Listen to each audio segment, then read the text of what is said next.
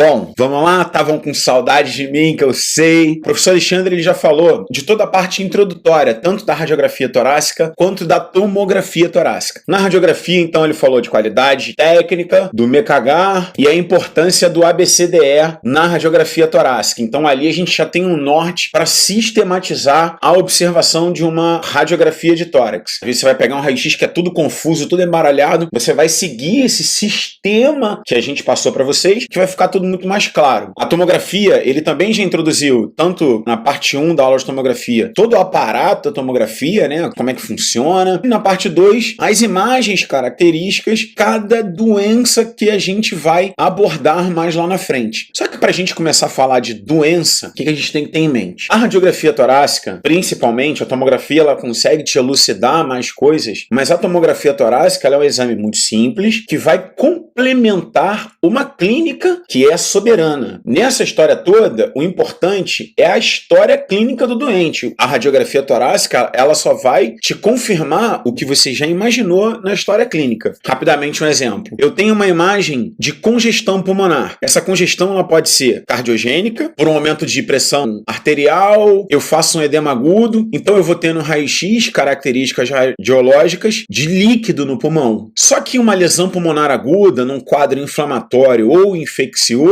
também vai gerar um extravasamento de líquido no tecido pulmonar. Qual é a diferença? Uma causa é infecciosa e a outra causa é cardiogênica. Na causa infecciosa, a gente vai ter outros sinais que são evidentes, assim como na parte cardiogênica. Eu vou ter, provavelmente, febre, tosse, expectoração purulenta, dispneia, não de um início agudo, abrupto, porque um quadro infeccioso ele leva um tempo para se instalar. Agora, de uma hora para outra, um indivíduo que tem uma história de insuficiência cardíaca começa a apresentar dispneia, a gasometria dele vem com uma insuficiência respiratória do tipo 1, hipoxêmica com hipocapnia, e aí quando você olhar no raio-x, tanto uma lesão pulmonar aguda que você pode, né, não agora que você está fazendo curso, mas que você poderia confundir com uma congestão pulmonar hidrostática, você vai fazer a exclusão pela clínica. Então daqui para frente, a avaliação pneumofuncional ela vai ser dividida em 3 partes, depois a gente vai falar de padrões respiratórios, e aí o professor Alexandre volta para a gente dar continuidade ao nosso curso. A avaliação pneumofuncional é muita coisa que a gente tem que ver. Vamos lá. Em relação à avaliação pneumofuncional, a idade ela é um fator de risco de diversas maneiras. O indivíduo ele pode ter, com o passar do tempo, um somatório de comorbidades, uma deficiência nutricional, uma deficiência do sistema imunológico para responder a processos inflamatórios ou infecciosos. A gente sabe que os extremos, né, tanto o bebê recém-nascido, que não é o caso, né, não é o nosso escopo, não é o que a gente aborda, quanto o extremo da idade avançada, sempre a gente vai ter como população de risco para qualquer tipo de doença, inclusive as pneumofuncionais. Aí começa a história clínica. História clínica que vai direcionar você possibilidades de diagnóstico frente ao que você está vendo ali. Se for um paciente que está chegando na sala vermelha, é o que você está vendo ali na hora e literalmente é o que tem. Agora não, é um paciente que está em terapia intensiva. Isso tudo você consegue ver no prontuário. Idade, história clínica, história da doença atual. Quando a gente fala de história da doença atual, nesse momento você vai começar, ou com o familiar ou com o próprio paciente, a entender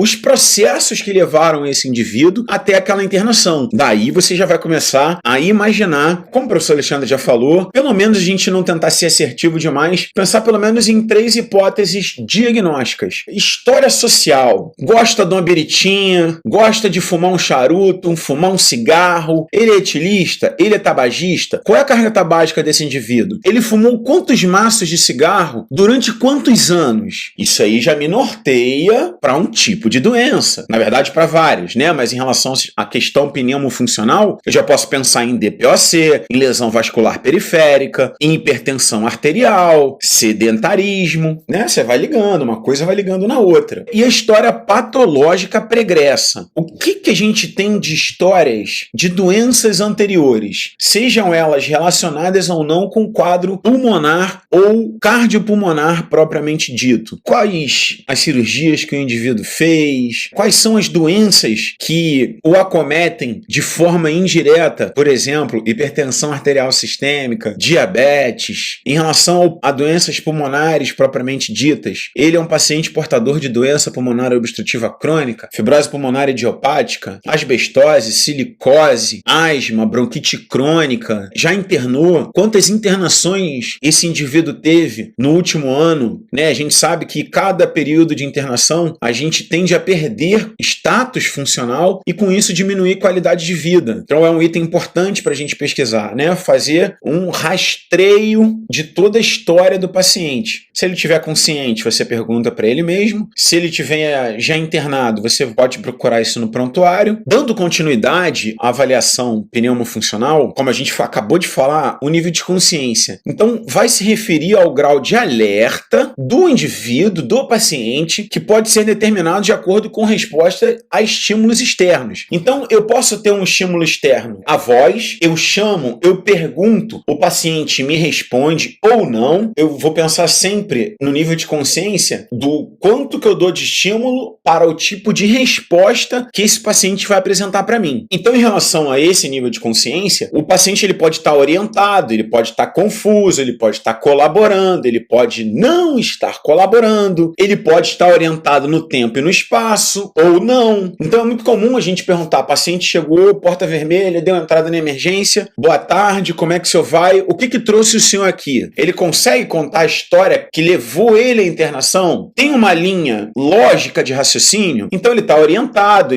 tanto no tempo quanto no espaço. Você pergunta para ele, onde o senhor está? Eu estou no hospital tal. Que ano a gente está? A gente está em 2023. É aquele famoso lote, lúcido, orientado no tempo e no espaço. Ele sabe que ano é, mas está desorientado no espaço, ele acha que tem casa, né? E aí a gente já começa a ter alterações do nível de consciência. Quando a gente pensa na população idosa, a gente tem os delírios, né? Tanto delírio hiperativo quanto delírio hipoativo. O paciente, do nada, ele começa a ficar agitado, tem até alucinações, ou o delírio hipoativo, ele fica totalmente paradão na cama, não quer fazer nada, não sabe onde está, não sabe o que está fazendo ali. Essa imagem aqui parece muito comigo, né? Porque eu tomo um remédio diário, chama itraconazol, e eu fico assim, tanto de manhã quanto de noite. Pô, tomei meu remédio ou não tomei? E eu tenho 40 anos, trabalho, não tô institucionalizado, não tô internado. Isso é um fator de risco para desorientação na população idosa, na população internada no geral. E mesmo com tudo isso, eu já tenho dificuldade de saber se eu tomei ou não tomei meu remédio. Você imagina um idoso confinado num leito de terapia intensiva ou de emergência, que muitas das vezes ele não tem nem acesso a uma janela ou a um vidro que ele consiga ver se é de dia, se é de noite, não tem um relógio para ele poder se orientar. O tempo de internação ele é um fator de risco para o paciente começar a alterar o nível de consciência, que também pode ser alterado por lesões neurológicas centrais, por disfunções metabólicas e orgânicas. Um indivíduo com choque séptico, para ele desorientar, é fácil, entende? Então, quando a gente pensa em nível de consciência, o paciente está em coma, então a gente vai seguir aquela clássica escala de Glasgow. Abertura ocular, resposta verbal, resposta motora. Quanto maior a gravidade, quanto menor o nível de consciência, menos pontuação a gente vai fazer. E aí a gente sabe, né, que o paciente que tem um Glasgow menor do que 8, ele já é um paciente eletivo à ventilação mecânica invasiva.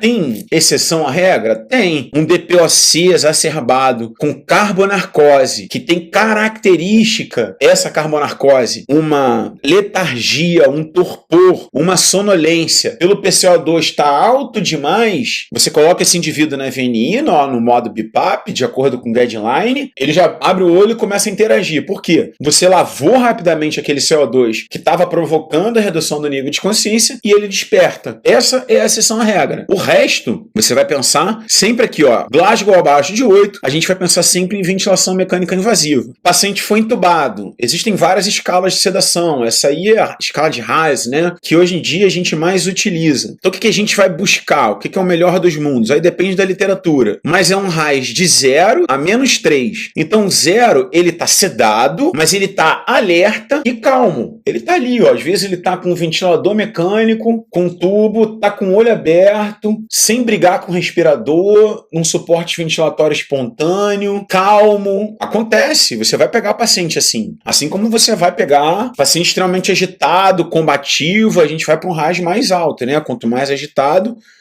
mais difícil vai ser a gente ventilar, e esse é um grande ponto de divergência, né? Nos é solicitado para ajustar uma gasometria e o paciente está com RAS 4, RAS 3, muito agitado, agressivo, tenta puxar o tubo. Você não vai ajustar a ventilação mecânica desse paciente. Então o que a gente vai buscar? Entre 0, o alerta e calmo, e -3, dependendo da literatura, uma sedação moderada. Ele faz movimentos e a abertura ocular somente ao estímulo verbal, mas sem fazer o contato visual. Você chama, ele abre o olho, levanta o braço para mim, aí ele levanta o braço. Fecha o olho para mim. Ele fecha. Na visão do autor, eu gosto muito entre o 0 e o -2. Sedação leve, desperta o estímulo verbal, mantém o contato visual por pelo menos 10 segundos. Então ele tá ali, ó, tá dormindo, calmo, entrega a ventilação, aí você vai lá e, seu Zé, e aí, como é que tá? Ele abre o olho, olha pra você, balança a cabeça, faz o sinal que tá tudo bem. Ok, então a gente tem uma sedação leve. Aí a gente pensa numa ventilação no modo PSV, que o indivíduo, ele vai ter ação muscular. Quanto mais ação muscular esse indivíduo vai ter, menos força ele vai perder durante o tempo que ele tiver em ventilação mecânica. Não tem por que o paciente ficar aqui num RAS -5, totalmente entregue, sem ter nenhum tipo de estímulo muscular, no modo controlado. Óbvio que quando tiver que usar o modo controlado, vai usar o modo controlado, né? Eu não estou generalizando. Mas o paciente que tem condição de despertar, que tem condição de suporte ventilatório, de sedações mínimas, isso é sempre o melhor dos mundos. É a gente perder menos músculo do que ter que correr atrás do músculo que perdeu de forma desnecessária por excesso de sedação. Avaliação cardiovascular. Ela vai se iniciar, né, com os sinais vitais: frequência cardíaca, pressão arterial e frequência respiratória. Quando a gente pensa em doente de terapia intensiva e emergência, a gente pensa num doente sempre monitorizado com monitor multiparâmetro. Vai me dar aqui frequência cardíaca, saturação, pressão arterial. Esse aqui está fazendo PAM. Então a gente pensa, quando a gente pensar nesses critérios, a gente vai olhar aqui no monitor multiparâmetro, frequência cardíaca, o traçado da frequência cardíaca, saturação periférica de O2, 99. E se a gente está suplementando O2, a gente nunca vai buscar 99, a gente vai buscar 94, 95 no máximo. Temperatura, enfim, depende do monitor, né? Mas quanto mais informações o monitor te der, mais desenhado o doente, mais desenhado o paciente ele vai estar para você. A frequência cardíaca propriamente dita, ela pode ser, o médico ele pode solicitar um eletrocardiograma quando ele desconfia de alguma coisa que o traçado do multiparâmetro não é suficiente para elucidar um doente com uma doença coronariana aguda, com uma suspeita de infarto agudo do miocárdio. Normalmente o clínico, o médico que fizer o médico que estiver atendendo esse paciente vai pedir para rodar um eletro, né, para ver se tem um supradinivelamento de ST ou não. Junto a isso, ele também vai pedir o laboratório, vai pedir a troponina, que é um marcador de morte de célula cardíaca. Eu posso utilizar o oxímetro para ter a frequência cardíaca do paciente? Posso. Se não for um paciente com suspeita de síndrome aguda coronariana ou que necessite de um eletrocardiograma, o oxímetro está de bom tamanho. Só que o oxímetro ele vai ter vários problemas. Uma unha pintada de escuro pode dar leitura errada ou não permitir a leitura do oxímetro. Uma perfusão periférica muito ruim pode não permitir a leitura do oxímetro. O uso de drogas vasoativas em doses altas pode gerar vasoconstrição periférica para você ter perfusão tecidual e não ler o oxímetro. Paciente com nora alta, dificilmente o oxímetro funciona. A nora alta faz até necrose de extremidade distal, dependendo do tempo que tiver que utilizar. Pode ser utilizado o monitor multiparâmetro, ok? E a contagem manual da pulsação do paciente. Às vezes a perfusão periférica está tão baixa, a pressão arterial está tão baixa, o pulso sistólico ele é tão baixinho que os eletrônicos não conseguem quantificar. E aí você vai lá, ó. Normalmente você vai sentir aquele pulso filiforme, não aquele pulso galopante. Vai ser aquele então um pulso fraquinho, difícil de palpar, e aí pode ser que o oxímetro, o multiparâmetro, ele não consiga fazer a leitura. A pressão arterial é a mesma coisa, se ela estiver baixa demais, a pressão não invasiva do multiparâmetro não vai ser suficiente. Continuando em relação à avaliação pneumofuncional, frequência cardíaca. Então a gente tem como, no adulto, um valor de normalidade de 60 a 100, valores menores são considerados bradicardia, então menos de 60 bradicardia, e mais do que 100 taquicardia. Tem exceções a regras? Tem, óbvio que tem. Um atleta, um triatleta, não é o meu caso, pode ter frequências cardíacas menores do que 60 e tá tudo bem. Um indivíduo beta bloqueado, ele vai ter limitação ao aumento da frequência cardíaca. Então pode ser um dado mascarado, ok? Um indivíduo que faz uso de digoxina, pode fazer até impregnação digitálica, lesa o sistema de condução do coração e faz lá os bloqueios de ramo, frequência cardíaca sempre muito baixa, entende? Então medicações podem alterar tanto para baixo quanto para cima. Então vê como é que a gente vai somando as coisas, olha como é que vai ficando cada vez mais interessante. Chegou a hora de você começar a olhar para as bombas. O que está infundindo nessas bombas aqui? Tem sempre escrito HV, né? Hidratação venosa, nora, aí você vê infusão, dobuta, aí você vê infusão, vasopressina, aí você vê infusão, ou seja, muitas drogas vasoativas, um paciente de extrema gravidade, um paciente muito mais crítico do que um paciente que apenas necessita de uma hidratação venosa. Pode estar correndo aqui um antibiótico venoso, um antifúngico, na bomba infusora também pode estar sendo infundido. Na bomba infusora também pode ser infundido. Olha o trava-língua. Dieta interal, né? Então, essas bombas elas têm diversas utilidades e a gente, quando for trabalhar na terapia intensiva, vai tomar um bocado de susto nessas bombas, porque às vezes a gente mexe no doente, essas bombas começam a apitar, a gente tem que pedir ajuda à enfermagem. Ai, me ajuda aqui, pelo amor de Deus. Começou a apitar do nada. Pergunta mais importante de todas. Tem estabilidade hemodinâmica? Quando a gente pensa no indivíduo que está fazendo uso de aminas, necessariamente, né, de aminas, drogas vasoativas, necessariamente esse indivíduo está em choque. Seja um choque séptico, cardíaco, séptico, cardiogênico, hipovolêmico, distributivo, enfim, necessitou de droga para manter pressão, é um paciente chocado. Outra pergunta importante. A estabilidade hemodinâmica, aqui inclusive a gente tem as respostas para fazer ou não fazer cinésio num paciente que está com aminas. O indivíduo pode estar com amina e eu posso tirar ele do leito, eu posso caminhar com ele pelo setor. Obviamente, a gente trabalha de forma multidisciplinar. Eu não vou simplesmente levantar com o paciente e sair andando com ele. Não, eu vou conversar com a enfermagem primeiro, eu vou conversar com o médico que está acompanhando. Olha, tô querendo botar para andar, tem estabilidade hemodinâmica, coloquei o paciente sentado, a pressão se manteve ok, não teve um decréscimo importante e nem subiu demais, que denota uma labilidade hemodinâmica. Não, botei ele sentado, assumi a gravidade, a pressão se manteve, baixou um pouquinho, subiu logo depois. Eu faço exercício ativo com ele sentado à beira-leito, a pressão se mantém. Eu começo a botar ele de pé, a pressão se mantém. Então, esse paciente, por exemplo, ele pode ser eleito a sentar na poltrona, ficar um tempinho sentado, dar uma caminhada dentro da terapia intensiva,